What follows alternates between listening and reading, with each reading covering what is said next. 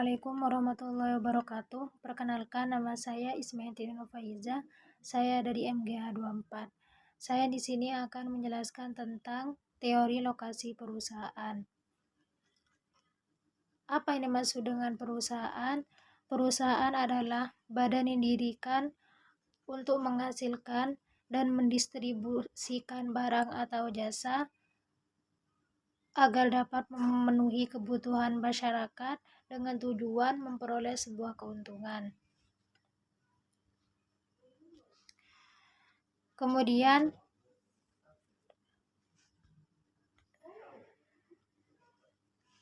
peran perusahaan itu ada 3. Yang pertama produsen, yang kedua distributor, dan kemudian konsumen. Produsen adalah pihak yang memproduksi barang atau jasa yang kemudian dijual kepada konsumen.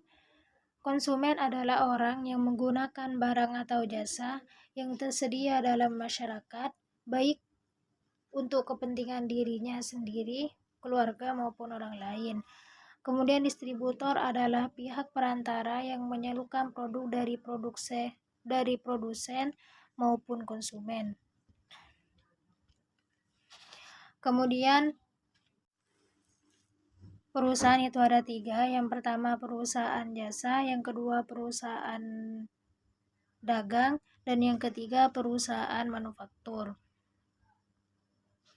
Perusahaan jasa adalah perusahaan yang tidak memiliki produksi barang, melainkan hanya melayani dengan memberikan pelayanan kepada konsumen, seperti halnya rumah sakit. Yang kedua, perusahaan dagang.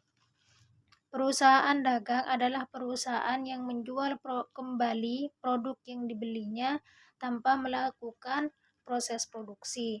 Yang ketiga, perusahaan manufaktur. Perusahaan manufaktur adalah perusahaan yang mengolah bahan mentah menjadi barang setengah jadi atau barang jadi. Contohnya seperti perusahaan yang memproduksi barang seperti keramik, semen, maupun logam. Teori lokasi perusahaan adalah tempat di mana perusahaan menjalankan kegiatan sehari-hari, termasuk produksi barang maupun jasa. Weber berargumen bahwasanya jika sebuah perusahaan itu berlokasi ideal, maka akan meningkatkan biaya produksi, terutama biaya transportasi bahan baku dan produk jadi. Tujuan utama teori Weber yang pertama yaitu untuk meminimalkan biaya produksi dan meningkatkan keuntungan. Kemudian cabang perusahaan dan lokasi perusahaan. Cabang perusahaan atau kantor cabang adalah unit atau bagian dari perusahaan yang memiliki lokasi berbeda dengan kantor yang berada di pusat.